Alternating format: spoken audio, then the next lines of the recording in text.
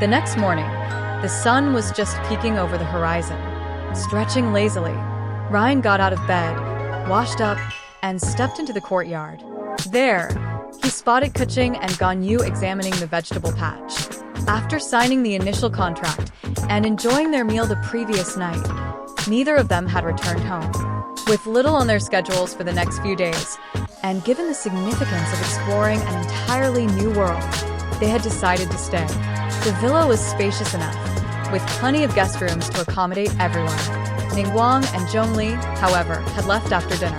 Zhongli had assured them that once the final agreement was signed with Ningguang today, Xiao would personally accompany Ryen and the others to the new world.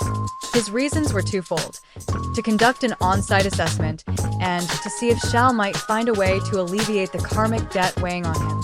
Ningguang had also expressed her intent to join the field exploration today. "Good morning, Ryen." Ganyu greeted him with a cheerful wave when she noticed him.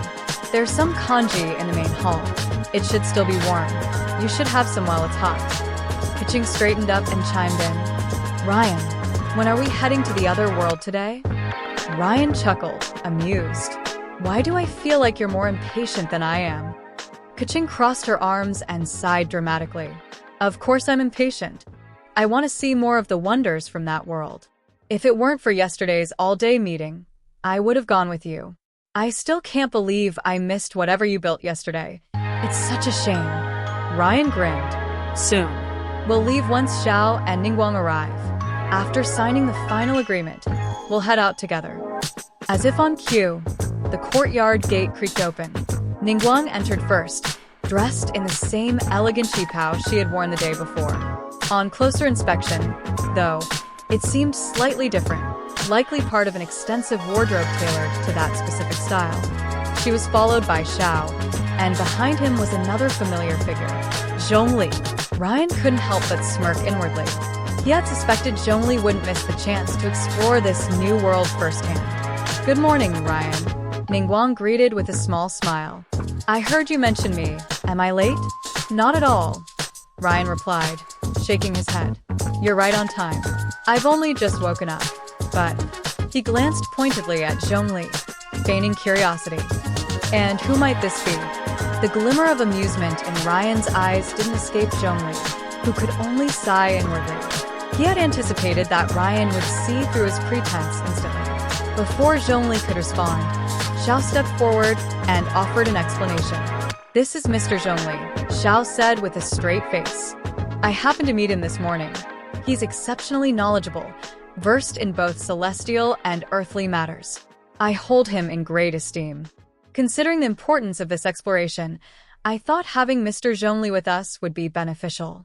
I sought the Emperor's approval, and he permitted me to bring Mr. Zhongli along." There was a brief, awkward silence as everyone exchanged glances. Zhongli's gaze flickered away, a rare hint of discomfort crossing his face. Ryen suppressed a laugh, thoroughly entertained. Xiao was clearly doing his best to sell the story, but subtlety wasn't his strong suit. His overly enthusiastic praise for Zhongli was painfully transparent. Sensing the need to diffuse the tension, Zhongli spoke up in a calm, measured tone. "Pleased to meet you, Mr. Ryen. My name is Zhongli. I'm a consultant for the Wangxing Funeral Parlor. I was invited to join this expedition and assist with the exploration." "Pleased to meet me?" Ryen thought with an internal eye roll.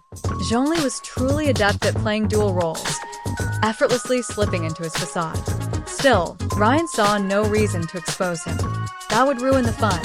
Besides, Zhongli's subtle glances practically begged him to go along with the act. "Nice to meet you, Mr. Zhongli. You can just call me Ryen," he said, smiling as he gestured toward the main hall.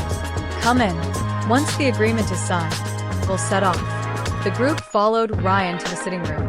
Ningguang handed him the agreement while chatting with Keqing and Ganyu about precautions for traveling to the new world. Ryen, meanwhile, ate his breakfast as he reviewed the contract. Ningguang had done an exceptional job drafting it, leaving nothing to nitpick. There were no hidden clauses or traps. Everything was straightforward and meticulously outlined. After a quick scan, Ryen signed his name, finishing his meal before handing the agreement back to Ningguang, Her expression softened as she extended a hand. A pleasure working with you, Ryen. Once we return later, I'll have this agreement copied and sent to you. Ryen shook her hand with a smile. Likewise. If everyone's ready, we can set off. Kaching nodded eagerly. We're ready. Let's get going. Ryen, chuckling. Ryen tapped her forehead lightly. You're always so impatient. With that, he activated the system in his mind, summoning the dual portal. Once again, specks of starlight gathered in midair, forming a grand doorway like the night before. Through the glimmering threshold, faint sounds of chirping insects and birdsong could be heard from the other side. Before stepping through, Ryen turned to remind the group. Once we're in the new world, don't wander off. Your abilities won't work the same there. Even as he spoke, his gaze landed on Zhongli. Even you, Mora, without respecting the world's laws, you'll be in danger. Zhongli inclined his head slightly, acknowledging the warning without objection. I'll share some of my unique traits with you after we cross over, Ryen continued. Your powers will increase dramatically, but don't be alarmed, it's normal. Also, remember, the people in that world are not like us. They might look human, but we are fundamentally different creatures. Treat them accordingly. Kaching, did you mention the monsters in that world to everyone yesterday? At this, Ningguang frowned slightly, her confusion evident. Great, Ryen thought with a sigh. Clearly, Kaching had forgotten to bring it up. You can rely on me to keep everyone safe, Xiao interjected solemnly. Ryen waved dismissively. Even you will find your powers severely restricted in this world, so don't overexert yourself. And the most important rule, never jump higher than 3 meters. You will get hurt if you do. Zhao's brow furrowed. What about flying? That question caught Ryen off guard. Right, Xiao could fly. Flying, in theory, should work within the world's rules. Probably. I'm not entirely sure, Ryen admitted after a moment's thought. You can test it once we're in, but keep your altitude under 3 meters at first. If you can fly, that would be a huge help. He glanced enviously at Xiao. To fly freely, what a luxury. Of course, Ryen wasn't entirely grounded himself. His Phantom Blade had teleportation capabilities, and once he unlocked the Blade mod, he could create swords specifically designed for flight. If nothing else, jetpacks from other mods, or the Elytra paired with fireworks, would do the trick. As they chatted, the portal stabilized, its shimmering surface fully formed. Ryen gestured toward it with a grin, ready to witness a whole new world. Kaching nodded enthusiastically. I've been waiting for this. Let's go, Ryen. Laughing, Ryen shook his head. We're not mining today, though. Kaching blinked in surprise. Not mining? Ganyu, following close behind Ryen into the portal, tilted her head curiously.